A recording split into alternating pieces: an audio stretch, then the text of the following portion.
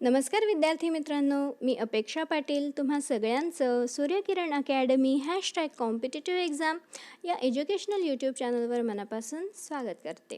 आजच्या लेक्चरमध्ये मी तुम्हाला 16 जानेवारी 2022 ते 22 जानेवारी 2022 या कालावधीदरम्यान ज्या काही घडामोडी घडल्या की ज्या आपल्याला परीक्षेच्या दृष्टिकोनातून महत्त्वाच्या आहेत त्यांबद्दल माहिती सांगणार आहे. आणि ही जी माहिती आहे आपल्याला ती MPSCची ग्रुप बी जी असते, कंबाईन ग्रुप बी किंवा ग्रुप सी डी किंवा सरळ सेवा भरती किंवा आता जी येणारी तलाठीची परीक्षा आहे त्याच्यासाठी आणि स्टेट लेव्हलच्या ज्या पण काही कॉम्पिटिटिव्ह एक्झाम्स असतात त्या सगळ्या परीक्षांसाठी आजचं हे लेक्चर यूजफुल असणार आहेत. कारण की या सगळ्या परीक्षांमध्ये चालू घडामोडींच्या आधारावर प्रश्न विचारलेले असतात आणि त्यामुळे हे लेक्चर तुम्हाला अत्यंत महत्त्वपूर्ण आहे. हे लेक्चर तुमच्यासाठी.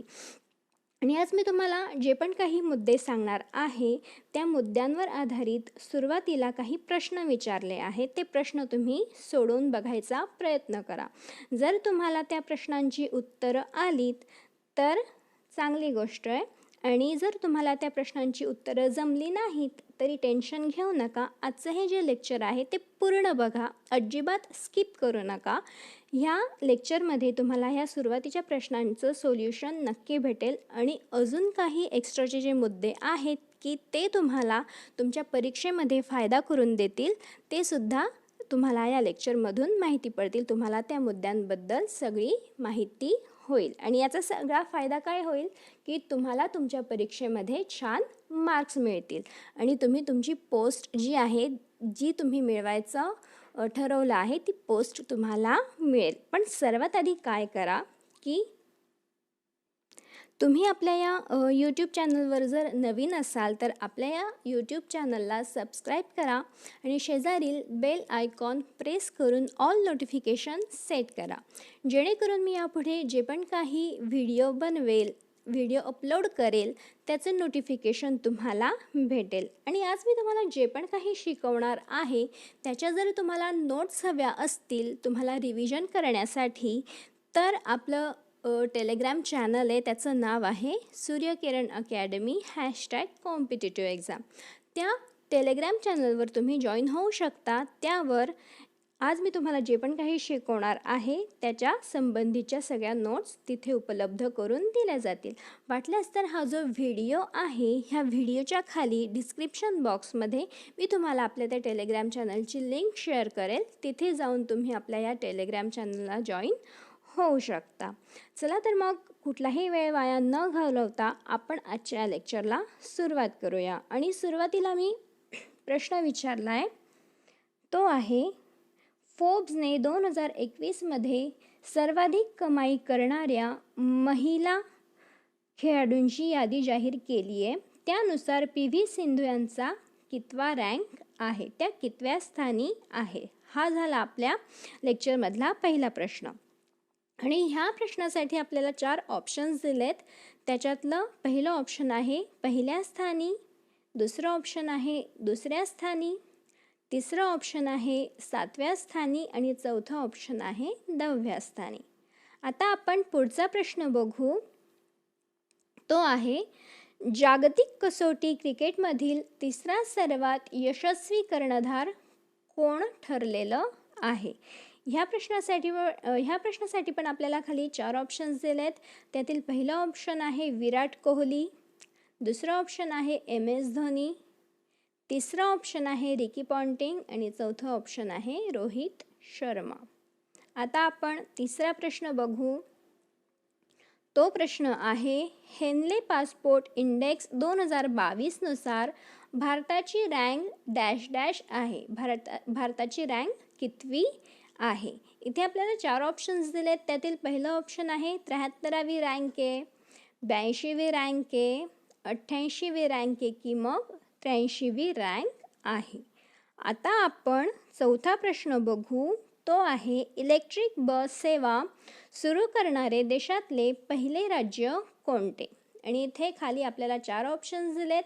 त्यातील पहिलं A ऑप्शन आहे महाराष्ट्र, B ऑप्शन आहे कर्नाटक, सी ऑप्शन आहे राजस्थान आणि डी ऑप्शन आहे दिल्ली. आता पुढचा आणि शेवटचा प्रश्न बघू आपण.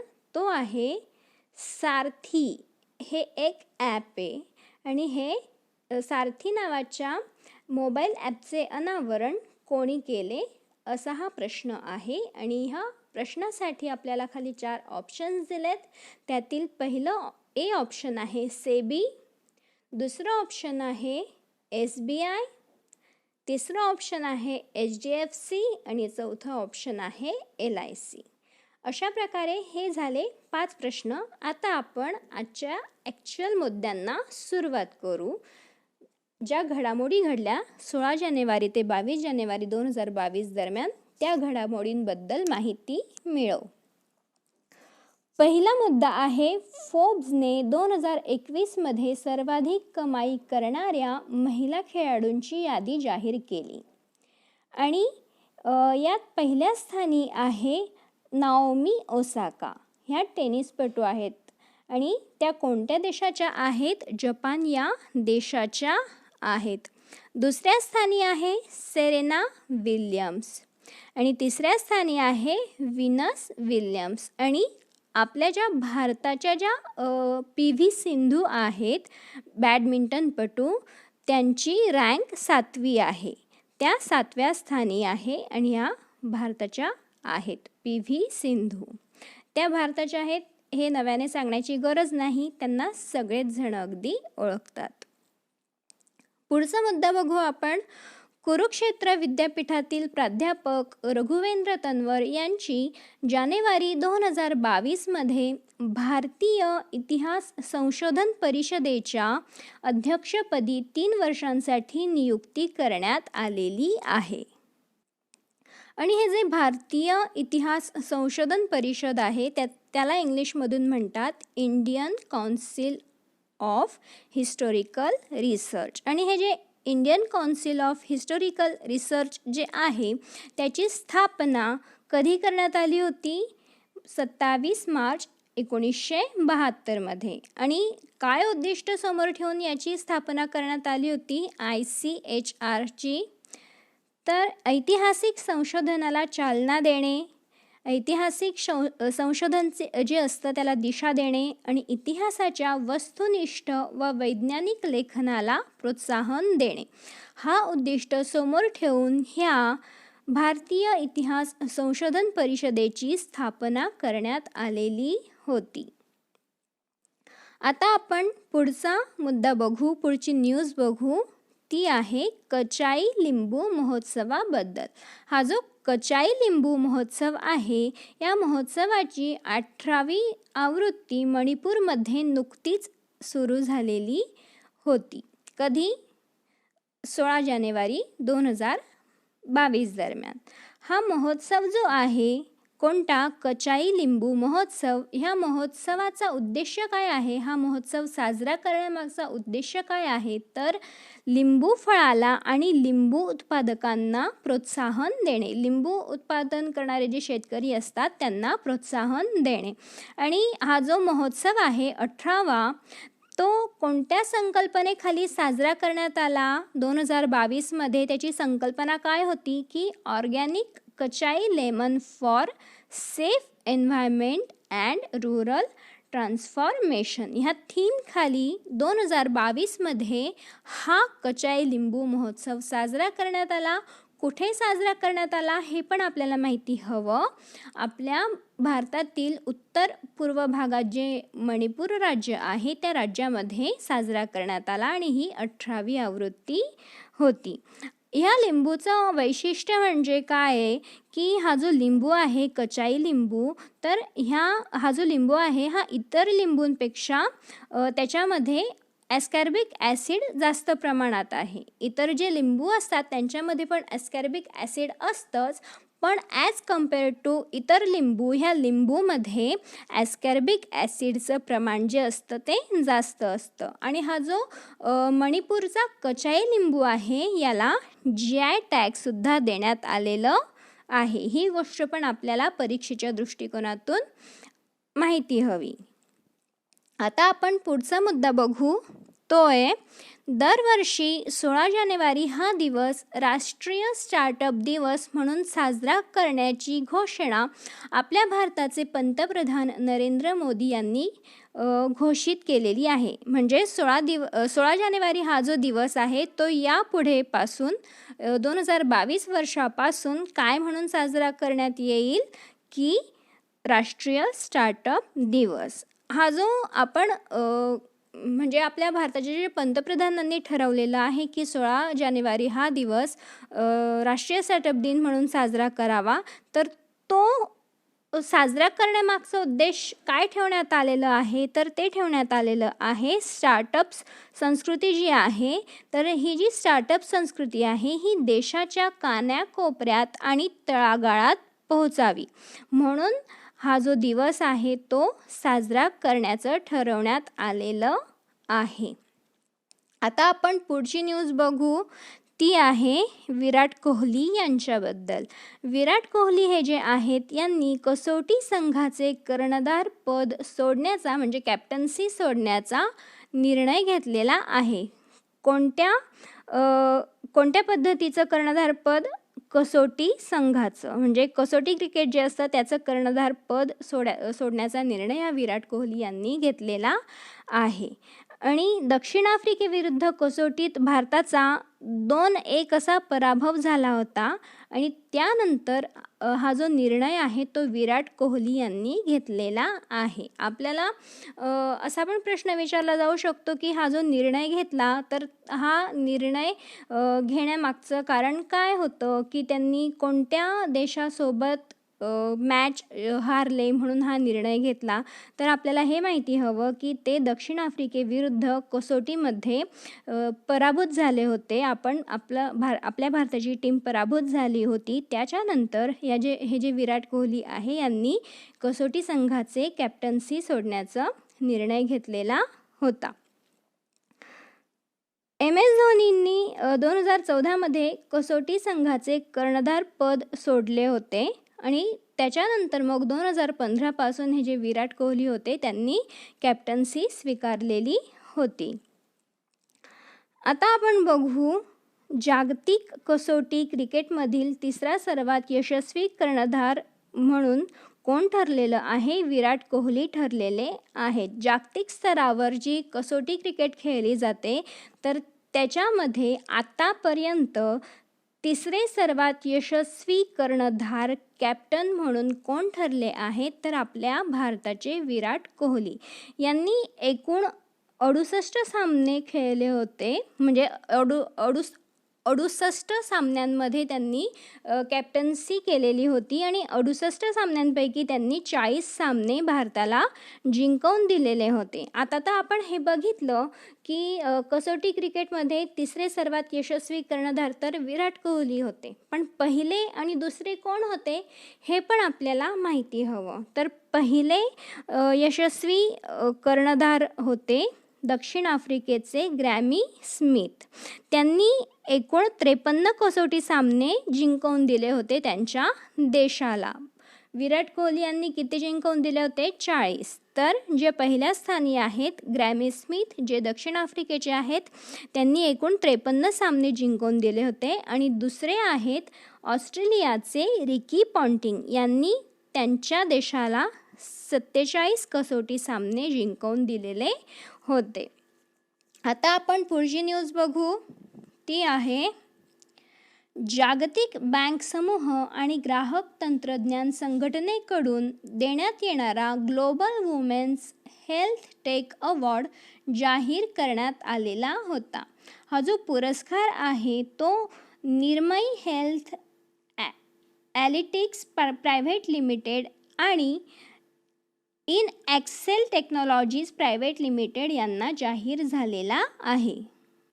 ह्या दोन वेगवेगळ्या कंपन्या आहेत आणि ह्या कंपन्यांना हा जो पुरस्कार आहे global women's health tech award तो जाहीर करण्यात आलेला आहे. आता आपण पुढची न्यूज बघू, ती आहे पेटीएम पेमेंट्स बँक लिमिटेड त्याचा शॉर्ट फॉर्म आहे या बँकेचा PPBL. ही भारतातील सर्वात मोठी आणि वेगाने वाढणारी UPI लाभार्थी बँक बनलेली आहे. ही जी बँक आहे ह्या बँकेने एका महिन्यात 926 दशलक्ष UPI व्यवहारांची ऐतिहासिक कामगिरी केली आहे आणि त्यामुळे ही जी बँक आहे PPBL ही देशातली पहिली लाभार्थी बँक ठरलेली आहे. आणि ही जी पेमेंट बँक असते म्हणजे अशा ज्या पेमेंट बँका असतात ह्या एक विशेष प्रकारच्या बँका असतात ज्यांना काही मर्यादित बँकिंग ॲक्टिव्हिटीजला परवानगी असते. सगळ्या प्रकारचे जे बँकिंग ॲक्टिव्हिटी असतात त्या करण्याची परवानगी ह्या पेमेंट बँकांना नसते. काही मर्यादितच अशा ॲक्टिव्हिटी असतात बँकेशी रिलेटेड त्याच करण्याचा ह्या पेमेंट बँकांना अधिकार असतो. तर यांना काय करण्याचा अधिकार असतो की ह्या बँका ज्या असतात त्या ग्राहकांकडून ठेवी स्वीकारू शकतात परंतु काय करू शकत नाही, त्या कर्ज देऊ शकत नाही. ह्या ज्या पेमेंट बँक्स असतात त्या ग्राहकांना कर्ज देऊ शकत नाही मात्र ग्राहकांकडून ठेवी स्वीकारू शकतात. आता आपण बघू पुढची न्यूज. ती आहे हेनले पासपोर्ट इंडेक्स 2022. हा जो इंडेक्स आहे 2022 साठीचा तो जाहीर करण्यात आलेला आहे.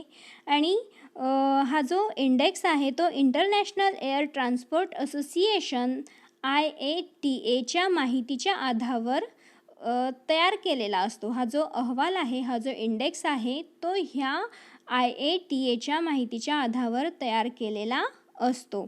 ही जी संस्था आहे IATA म्हणजेच इंटरनॅशनल एअर ट्रान्सपोर्ट असोसिएशन ही संस्था आंतरराष्ट्रीय प्रवास माहितीचा सर्वात मोठा स्रोत आहे. आणि ही जी संस्था आहे ती अगदी अचूक माहिती देत असते आणि या अचूक माहितीच्या आधारावरच हा जो इंडेक्स आहे हेनले पासपोर्ट इंडेक्स तो जाहीर करण्यात येत असतो, तो तयार करण्यात येत असतो. आणि 2022चा जो हा इंडेक्स आहे तो जाहीर करण्यात आलेला आहे. त्यानुसार फर्स्ट रँकवर 2 देश आहेत. ते 2 देश कोणते तर जपान देश आणि सिंगापूर देश. फर्स्ट रँकवर 2 देश आहेत जपान आणि सिंगापूर. त्याचप्रमाणे सेकंड रँकवर सुद्धा 2 देश आहेत. सेकंड रँकवर आहे जर्मनी आणि दक्षिण कोरिया. थर्ड रँक जी आहे या थर्ड रँकवर 4 देश आहेत एकूण आणि हे 4 देश आहेत फिनलँड, इटली, लक्झेंबर्ग आणि स्पेन. आणि आपल्या भारताचा जो रँक आहे ह्या इंडेक्समध्ये तो आहे 83वा. आपल्या भारताचा या हेनले पासपोर्ट इंडेक्समध्ये कितवा रँक आहे 83वा. आणि शेवटचा रँक कोणत्या देशाचा आहे अफगाणिस्तान आणि इराक. 2021चा जो इंडेक्स होता तर त्या इंडेक्समध्ये शेवटच्या स्थानी अफगाणिस्तानच होता आणि ह्यावेळी शेवटच्या रँकमध्ये इराक या देशाचा सुद्धा समावेश करण्यात आलेला आहे. आता आपण पुढची न्यूज बघू. ती आहे प्रसिद्ध कथ्थक नर्तक बिरजू महाराज यांच्याबद्दल. हे जे बिरजू महाराज होते त्यांचं खरं नाव होतं पंडित ब्रिजमोहन मिश्रा. यांचे वयाच्या 83व्या वर्षी निधन झालेले आहे.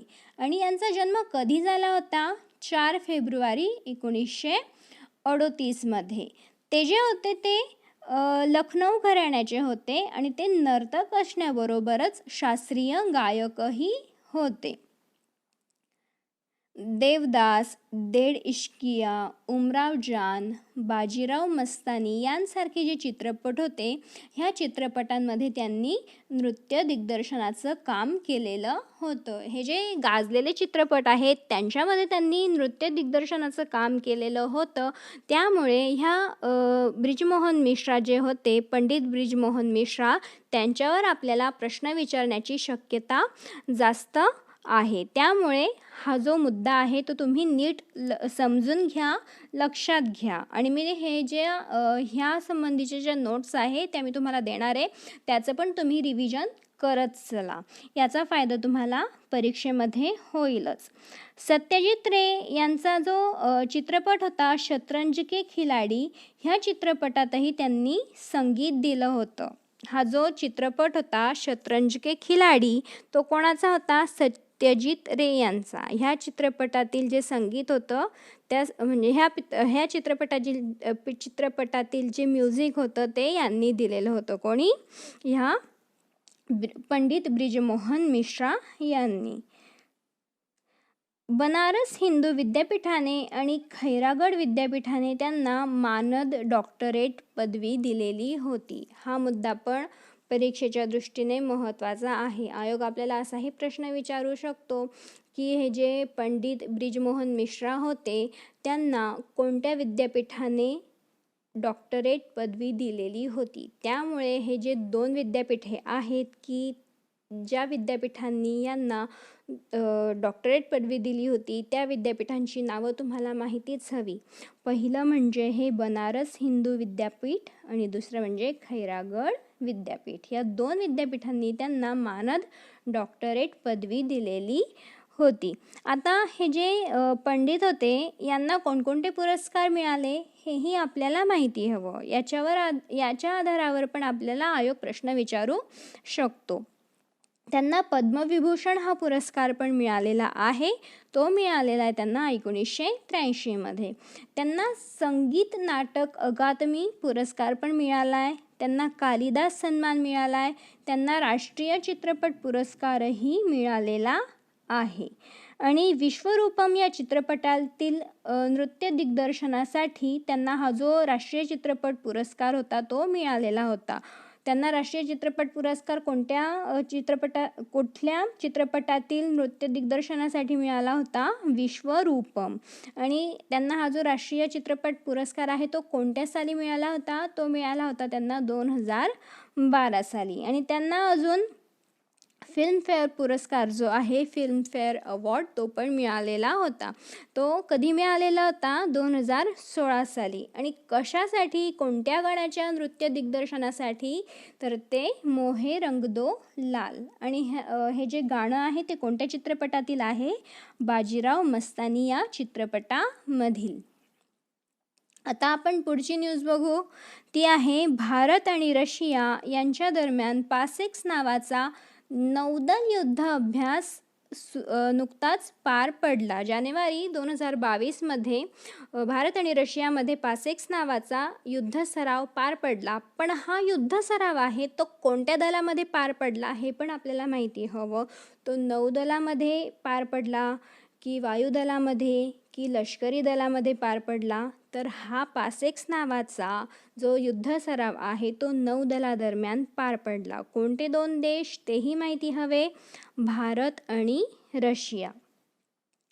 हा जो सराव आहे हा युद्ध सराव याच्यात भारताकडून स्वदेशी बनावटीच्या INS कोचिन तर रशियाकडून क्षेपणास्त्र क्रुझर वर्गीय आणि फ्लीट टँकर बोरिस ब्युटोमा यांचा समावेश करण्यात आलेला होता.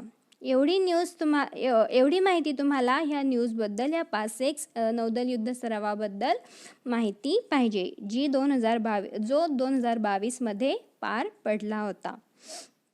आता आपण बघू पुढची न्यूज. ती आहे छत्तीसगड राज्य सरकारने छत्तीसगडचे जे मुख्यमंत्री आहेत भूपेश बघेल या भूपेश बघेलांनी त्यांच्या अध्यक्षतेखाली रोजगार मिशन स्थापण्याचा निर्णय घेतलेला आहे. छत्तीसगडचे जे मुख्यमंत्री आहेत भूपेश बघेल तर ह्या भूपेश बघेल यांच्या सरकारने त्यांच्या स्वतःच्या अध्यक्षतेखाली एक मिशन स्थापन करण्याचा निर्णय घेतला आहे. त्या मिशनचं नाव आहे रोजगार मिशन. आणि हे जे रोजगार मिशन स्थापण्याचा निर्णय जो छत्तीसगड सरकारने घेतलेला आहे तर तो कशासाठी घेतला आहे? त्याच्यासाठी उद्देश काय ठेवण्यात आला आहे की राज्यात सुमारे 15 लाख रोजगार निर्माण करणे. 15 लाख रोजगार निर्माण करण्यासाठी म्हणून छत्तीसगड राज्य सरकारने रोजगार मिशन स्थापण्याचा निर्णय घेतलेला आहे. आपल्याला असा एक्झाममध्ये प्रश्न विचारला जाऊ शकतो की रोजगार मिशन कोणत्या राज्याने स्थापन केलेलं आहे. आणि खाली तुम्हाला 4 ऑप्शन देतील, त्याच्यामध्ये 4 पैकी एक छत्तीसगड ऑप्शन असेल तर ते आपलं छत्तीसगड हे जे ऑप्शन आहे ते आपलं आन्सर असेल. बाकी जे 3 राज्य असतील ते आपलं आन्सर असणार नाही. त्यामुळे तुम्हाला हे माहिती हवं की हे जे रोजगार मिशन आहे ते कोणत्या राज्य सरकारने सुरू केलेलं आहे. ते सुरू केलेलं आहे छत्तीसगड राज्य सरकारने. आता आपण बघू पुढची न्यूज. ती आहे दिल्लीतील प्रदूषण कमी करण्याचा प्रयत्न म्हणून अरविंद केजरीवाल यांनी, हे जे अरविंद केजरीवाल आहेत ते दिल्लीचे CM आहेत, चीफ मिनिस्टर आहेत, मुख्यमंत्री आहेत. हे जे अरविंद केजरीवाल आहे यांनी नुकतीच दिल्लीतील पहिली DTC इलेक्ट्रिक बस लॉन्च केलेली आहे. आणि ह्या वर्षी एप्रिलपर्यंत 300 बस ते दिल्ली सरकार खरेदी करणार आहे. आणि त्यांचं उद्दिष्ट काय आहे दिल्ली सरकारचं, म्हणजेच अरविंद केजरीवाल यांचं, की 2000 इलेक्ट्रिक बस सुरू करणे. हे उद्दिष्ट अरविंद केजरीवाल यांनी सुरू केलेलं आहे. आणि 2000 इलेक्ट्रिक बस कुठे सुरू केल्या जातील? एकट्या दिल्ली ह्या ठिकाणी. यापूर्वी मागील वर्षी म्हणजे 2021मध्ये कर्नाटक राज्य जे आहे त्या कर्नाटक राज्य सरकारने इलेक्ट्रिक बस सुरू केलेल्या होत्या. यातून आपल्याला काय दिसून येतं की हे जे इलेक्ट्रिक बस आहे ती लॉन्च करणारं पहिलं राज्य किंवा पहिला केंद्रशासित प्रदेश म्हणून दिल्ली नाही आहे, तर पहिलं राज्य आहे कर्नाटक राज्य. आता आपण पुढची न्यूज बघू. ती आहे भारताचा बॅडमिंटनपटू लक्ष्य सेन याने इंडिया ओपन बॅडमिंटन सुपर 500 या स्पर्धेतील विजेतेपद मिळवलेले आहे. सेन जे आहेत यांनी लोह किन यू यांचा पराभव केला आहे आणि ही जी स्पर्धा आहे ती जिंकलेली आहे. इंडिया ओपन 2008 पासून होणारी वार्षिक बॅडमिंटन स्पर्धा आहे. ही जी इंडिया ओपन स्पर्धा आहे जी सुपर 500 म्हणजे त्याचं पूर्ण नाव आहे त्या स्पर्धेचं इंडिया ओपन बॅडमिंटन सुपर 500. ही जी स्पर्धा आहे ती कधीपासून खेळली जाते? 2008 पासून. आणि कुठे होते ती 2008 पासून? तर ती भारतामध्ये होते. आणि वार्षिक स्पर्धा आहे म्हणजे दरवर्षी ही जी स्पर्धा आहे ती होत असते. आणि BWF world tour super 500 grade international badminton स्पर्धेचा हा भाग आहे, जी स्पर्धा आपल्या भारतामध्ये होते. या स्पर्धेचे विजेतेपद मिळवणारे सेन जे आहेत ते तिसरे भारतीय ठरलेले आहेत. हे जे तिसरे भारतीय ठरले आहेत त्या अर्थी आपल्याला पहिले 2 कोण होते ते पण आपल्याला माहिती हवं. हे जे तिसरे जे विजेते ठरले आहेत त्यांचं नाव आहे लक्ष्य सेन. ते 2022मध्ये विजेते ठरले आणि पहिले जे ठरले होते ते 1981मध्ये ठरले होते आणि ते होते प्रकाश पादुकोण. आणि दुसरे जे होते ते होते किदांबी श्रीकांत आणि त्यांनी हे विजेतेपद कधी मिळवलं होतं? 2015मध्ये. आता आपण पुढची न्यूज बघू. बॅडमिंटन वर्ल्ड फेडरेशन, त्याचा शॉर्ट फॉर्म आहे BWF ज्युनियर म्हणजेच अंडर 19, जी मुलींची एकेरी गटात होणारी जागतिक बॅडमिंटन स्पर्धा आहे. तर ह्या गटामध्ये जागतिक क्रमवारीत गुजरातमधील मेहसाणा येथील तस्नीम मीर या 16 वर्षीय मुलीने अव्वल क्रमांक मिळवलेला आहे. म्हणजे जे अंडर 19 बॅडमिंटन वर्ल्ड फेडरेशन आहे त्याच्या एकेरी गटात, मुलींच्या एकेरी गटात जागतिक क्रमवारीमध्ये अव्वल स्थान मिळवलेलं आहे गुजरातमधील तस्नीम मीर या मुलीने. आणि ह्या ज्या मुलगी आहे या 16 वर्षीय आहे. ज्युनियर गटाची जागतिक क्रमवारी 2011 पासून सुरू झाली होती आणि त्यावेळी जे आहे ते सायना नेहवाल ज्या आहेत त्यांना ह्या गटात पात्रता मिळालेली नव्हती. त्या या गटासाठी पात्र नव्हत्या, त्या पात्र नव्हत्या. तर PV सिंधू ह्या ज्या होत्या तर यांची रँक सेकंड होती. किती रँक होती PV सिंधूंची? सेकंड. पण आतापर्यंत जेव्हापासून ही रँक घोषित करण्यात येत आहे तेव्हापासून आतापर्यंत फर्स्ट रँक मिळवणाऱ्या आपल्या पहिल्या भारतीय ठरल्या आहेत तस्नीम मीर आणि त्या गुजरातमधील मेहसाणा या ठिकाणच्या आहेत. आपण पुढची न्यूज बघू. रॉबर्ट लेवांडोव्स्कीने जगातील सर्वोत्तम पुरुष फुटबॉलपटूचा पुरस्कार मिळालेला आहे, म्हणजे त्यांना फिफा पुरस्कार मिळालेला आहे. पोलंडचे दिग्गज खेळाडू आणि बायर्न म्युनिक या फुटबॉल क्लबकडून ते खेळतात. हे जे रॉबर्ट आहे ते पोलंड या देशाचे खेळाडू आहेत, पण ते कोणत्या क्लबकडून खेळतात? बायर्न म्युनिक क्लबकडून खेळतात. आणि हा जो क्लब आहे तो जर्मनी देशामधील आहे, म्हणून ते जर्मनी या देशाकडून खेळतात. पण ते कोणत्या देशाचे आहे? ॲक्च्युली ते पोलंड या देशाचे आहेत. आपण तर बघितला फिफा मेल पुरस्कार रॉबर्ट यांना भेटला. तर आता आपण बघू की महिला गटातील फिफा पुरस्कार कोणाला भेटला. हा महिला गटातील फिफा पुरस्कार भेटला आहे अलेक्झिया पुटोलास यांना. आता आपण पुढची न्यूज बघू. ती आहे केंद्राने पूर्व लष्कराचे कमांडिंग असलेले लेफ्टनंट जनरल मनोज पांडे यांना देशाचे पुढील उपसेना प्रमुख बनवण्याचा निर्णय घेतलेला आहे. आणि ते कोणाची जागा घेतील? याच्या आधी कोण होतं बरं की देशाचे उपसेना प्रमुख होते? याआधी देशाचे उपसेना प्रमुख होते CP मोहंती. आणि हे जे CP मोहंती आहे यांची जागा आता घेतील लेफ्टनंट जनरल मनोज पांडे.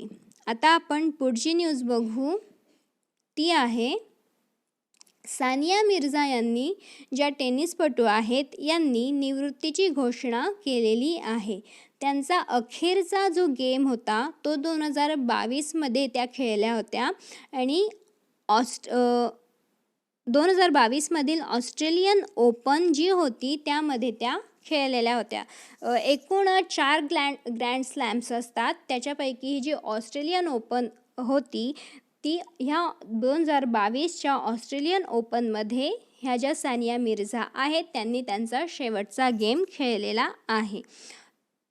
ह्या ज्या सानिया मिर्झा होत्या त्यांनी प्रोफेशनली टेनिस खेळायला कधी सुरुवात केली होती? त्यांनी ती केली होती 2003 ह्या साली. 2003 सालापासून ते आतापर्यंत त्या टेनिस खेळत होत्या आणि आता त्यांनी टेनिसमधून निवृत्ती घेतलेली आहे. त्यांनी आजवर 6 ग्रँड स्लॅम्स जिंकलेले आहेत. महिला डबल्समध्ये त्यांनी 3 ग्रँड स्लॅम जिंकल्या आहेत. तर ते 6 एकूण जे 6 ग्रँड स्लॅम्स जिंकले आहेत त्यांनी, त्याच्यामध्ये त्यांनी 3 ग्रँड स्लॅम महिला डबल्समध्ये जिंकले. तर ते कोणते 3 ग्रँड स्लॅम कोणते? तर ऑस्ट्रेलियन ओपन 2016मध्ये आणि 2015मध्ये त्यांनी 2 ग्रँड स्लॅम जिंकले आहेत, विम्बल्डन आणि US ओपन. 2016मध्ये ऑस्ट्रेलियन ओपन जिंकलं आहे आणि 2015मध्ये 2 ग्रँड स्लॅम जिंकले आहेत, US ओपन आणि विम्बल्डन. असे एकूण 3 जे ग्रँड स्लॅम आहेत त्यांनी महिला डबल्समध्ये जिंकलेले आहेत. आणि जे मिक्स डबल असतं, मिक्स डबल म्हणजे एक महिला व एक पुरुष, या मिक्स डबल्समध्ये पण त्यांनी 3 ग्रँड स्लॅम जिंकलेले आहेत. तर त्यातील ह्या 3पैकी पहिला त्यांनी 2009मध्ये जिंकला आहे आणि 2009मध्ये त्यांनी ऑस्ट्रेलियन ओपन हा ग्रँड स्लॅम जिंकला आहे. त्याच्यानंतर त्यांनी 2012मध्ये फ्रेंच ओपन हा जो ग्रँड स्लॅम आहे तो जिंकला आहे आणि 2014मध्ये US ओपन ग्रँड स्लॅम जिंकलेला आहे मिक्स डबलमध्ये. ह्या ज्या सानिया मिर्झा आहेत त्या वुमेन्स टेनिस असोसिएशन सिंगलचे विजेतेपद मिळवणाऱ्या पहिल्या भारतीय ठरलेल्या आहेत. आणि हे जे विजेतेपद आहे ते त्यांनी कधी मिळवलं होतं? 2005 या वर्षी. आता आपण पुढची न्यूज बघू. ती आहे सीमा सुरक्षा दल जे आहे बॉर्डर सिक्युरिटी फोर्स BSF, त्यांनी ऑपरेशन सर्द हवा सुरू केलेले आहे. आणि हे जे ऑपरेशन आहे सर्द हवा ते सुरू करण्यामागचा उद्दिष्ट काय आहे? दाट धुक्यामुळे घुसखोरीच्या घटना जास्त घडतात. तर या घटना रोखण्यासाठी हे जे ऑपरेशन आहे त्यांनी सुरू केलेलं आहे BSFने. कोणतं ऑपरेशन? ऑपरेशन सर्द हवा. आता आपल्याला वाटत असेल की हे जे ऑपरेशन आहे, ऑपरेशन सर्द हवा, ते ह्याच वर्षी सुरू केलं असेल, पण असं नाही आहे. हे जे BSF आहे, हे BSF दरवर्षी हिवाळ्यामध्ये ऑपरेशन सर्द हवा हे सुरू करतं आणि उन्हाळ्यामध्ये ऑपरेशन गर्म हवा ही सुद्धा राबवत असते. आता आपण पुढची न्यूज बघू. ती आहे महाराष्ट्रामधील लावणी कलावंत सुमित भाले यांनी नुकतीच दुबई येथील आंतरराष्ट्रीय लोककला महोत्सवात सुवर्णपदक मिळवलेले आहेत. सुमित भाले ह्या एक महिला आहेत आणि त्यांनी हे जे दुबईमध्ये आंतरराष्ट्रीय लोककला महोत्सव साजरा करण्यात आलं त्याच्यामध्ये सुवर्णपदक मिळवलेलं आहे आणि ह्या महाराष्ट्राच्या आहेत. महाराष्ट्रासंबंधित ही न्यूज आहे, त्याच्यामुळे ही न्यूज तुम्ही चांगली पक्की डोक्यात बसवून ठेवा. ह्यावर आपल्याला एक्झाममध्ये प्रश्न विचारला जाऊ शकतो. ह्या आंतरराष्ट्रीय लेव्हलवर जो महोत्सव साजरा झाला त्याच्यामध्ये आपल्या महाराष्ट्रातील एका महिलेने महाराष्ट्राचं नाव उंचवलेलं आहे. हा जो लावणी प्रकार आहे तो महाराष्ट्रातील लोकप्रिय अशी संगीत शैली आहे. आता आपण पुढची न्यूज बघू. ती आहे अमेरिका स्थित global leader approval tracker morning कन्सल्टने केलेल्या सर्वेक्षणानुसार भारताचे पंतप्रधान जे आहेत नरेंद्र मोदी यांना जगातील सर्वाधिक लोकप्रिय नेते म्हणून मान्यता दिलेली आहे, ठरवलेले आहेत. ते आपल्या भारताचे पंतप्रधान जगातील सर्वाधिक लोकप्रिय नेते ठरलेले आहे. मोदींनी या यादीमध्ये 71% मिळवून या यादीमध्ये पहिलं स्थान मिळवलेलं आहे. कोणती यादी? Global leader approval tracker morning consult ही जी संस्था आहे, या संस्थेने जी यादी प्रकाशित केली की जगातील सर्वाधिक लोकप्रिय नेते कोण, तर ह्या यादीमध्ये आपल्या भारताचे पंतप्रधान पहिल्या स्थानी आहेत. आता आपण पुढची न्यूज बघू. ती आहे कोळसा क्षेत्राशी संबंधित प्रमुख कार्यदर्शक निर्देशकांची माहिती देण्यासाठी कोयला दर्पण ह्या पोर्टलची सुरुवात करण्यात आलेली आहे. आता हे जे पोर्टल आहे या पोर्टलमधील कार्यदर्शक निर्देशांक कोणते कोणते आहेत ते आपल्याला इथे पुढे सांगण्यात आलेलं आहे. असे निर्देशांक एकूण 8 आहेत. त्यातील पहिला निर्देशांक आहे कोळसा उत्पादन, दुसरा आहे कोळसा उचल, तिसरं आहे उत्खनन आकडेवारी, चौथं आहे केंद्रीय क्षेत्र योजना, पाचवं आहे औष्णिक ऊर्जा प्रकल्पांमध्ये कोळशाच्या साठ्याची स्थिती, सहावं आहे पायाभूत सुविधा प्रकल्प, सातवं आहे प्रमुख कोळसा खाणींवर देखरेख आणि आठवं आहे कोळशाची किंमत. आता आपण कोळशाविषयी बेसिक माहिती अभ्यासू. हा जो मुद्दा आहे जो करंट अफेअरमध्ये चर्चेमध्ये आला आहे, तर आपल्याला आयोग या प्रत्यक्ष करंट अफेअरवर प्रश्न न विचारता त्याच्याशी लिंक करणारा जो विषय आहे कोळसा, त्यावर आपल्याला प्रश्न विचारू शकतो. त्यामुळे आपल्याला कोळशाबद्दल बेसिक माहिती हवी की कोळसा कुठे यूज केला जातो, कोळशाचं उत्पादन करणारे राष्ट्र कोणते जगामध्ये वगैरे. तर जागतिक स्तरावर आढळणारे सर्वात मुबलक जीवाश्म इंधन आहे हे कोळसा. आणि हा जो कोळसा आहे याचा उपयोग काय होतो बरं, की घरगुती इंधन म्हणून पण आपण या कोळशाचा उपयोग करत असतो. तसेच लोखंड, पोलाद, स्टील इंजिन असे जे उद्योग असतात या उद्योगांमध्ये पण ह्या कोळशाचा वापर होत असतो. तसेच वीज निर्मितीमध्ये पण कोळशाचा वापर होत असतो. आता आपण बघू की जगातील असे प्रमुख कोणते उत्पादक देश आहे की ज्यामध्ये कोळशाचं उत्पादन सर्वाधिक होत असतं. तर पहिला देश आहे चीन, दुसरा आहे USA म्हणजेच अमेरिका, तिसरा आहे ऑस्ट्रेलिया, नंतर आहे इंडोनेशिया आणि मग नंतर आपला आहे भारत देश. आता आपल्या भारत देशामध्ये पण सर्वात जास्त कोळशाचं उत्पादन कुठे घेतलं जातं बरं, तर ते झारखंडमधील राणीगंज, झारिया, धनबाद, बोकारो ही जी ठिकाणे आहे या ठिकाणांमधून आपल्या भारतामध्ये कोळशाचं उत्पादन घेतलं जात असतं. आता आपण बघू की सेबी जे आहे, पुढची न्यूज बघू आपण. सेबी जे आहे, सेबीने सारथी नावाच्या मोबाईल ॲपचे अनावरण केलेले आहे.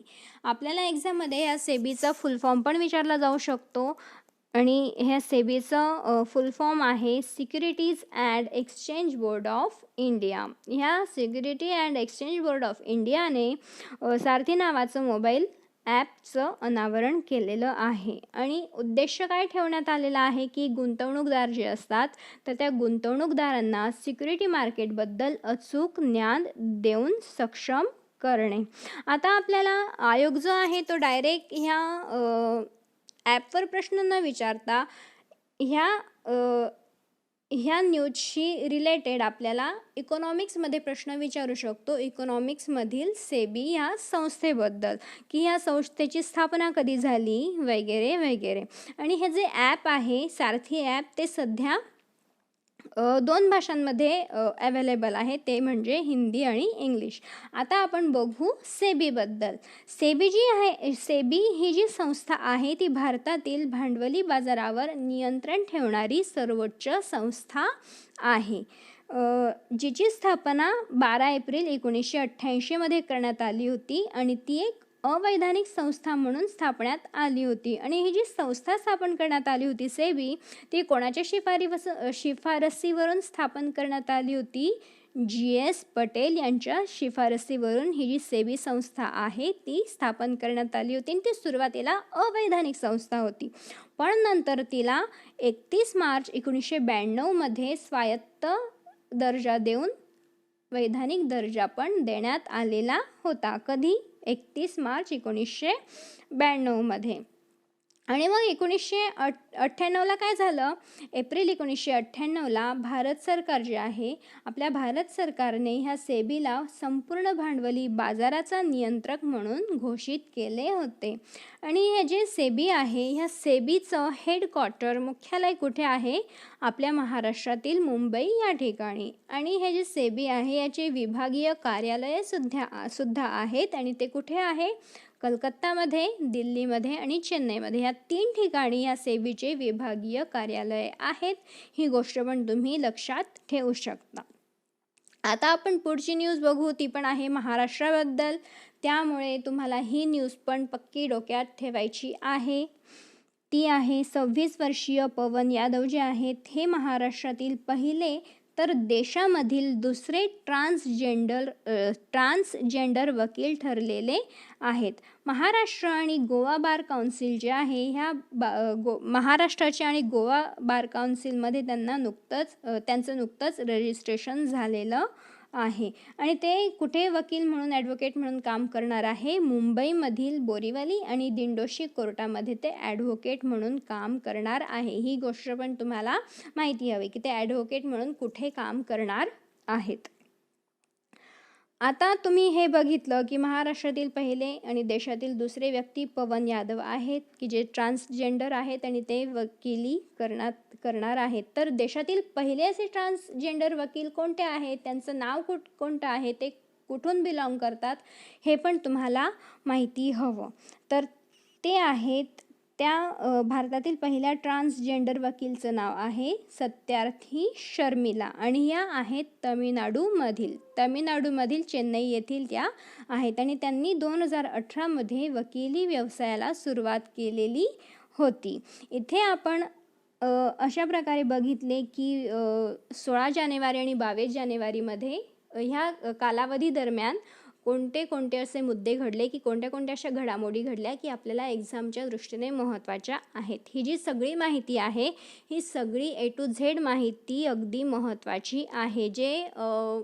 जे मुद्दे असे होते की आपल्याला एक्झाममध्ये कामी पडणार नाही असे मुद्दे मी स्किप केले. फक्त जे इम्पॉर्टंट मुद्दे होते तेच मी ह्या लेक्चरमध्ये ॲड केलेले आहेत. त्यामुळे हे लेक्चर तुम्ही एकदा दोनदा अजून बघा जेणेकरून तुमचं रिव्हिजनसुद्धा होईल. आणि ह्याच्या नोट्स आहे त्या मी तुम्हाला टेलिग्रामवर अवेलेबल करूनच देणार आहे. तर त्या नोट्स वाचूनसुद्धा तुम्ही तुमचं रिव्हिजन करू शकता. आता माझं हे लेक्चर तुम्हाला कसं वाटलं ते सुद्धा तुम्ही मला खाली कमेंट बॉक्समध्ये सांगू शकता जेणेकरून मला अजून नवीन छान इन्फॉर्मेटिव्ह लेक्चर्स बनवण्याची प्रेरणा भेटत राहील. आणि माझं हे लेक्चर जर तुम्हाला आवडलं असेल तर माझ्या ह्या व्हिडिओला लाईक करा, शेअर करा, जेणेकरून तुमच्या इतर मित्रांनाही माझ्या ह्या लेक्चरची मदत होऊ शकेल. आजच्या लेक्चरमध्ये आपण इथेच थांबूया. भेटूया नेक्स्ट लेक्चरमध्ये. जय हिंद, जय महाराष्ट्र. थँक्यू.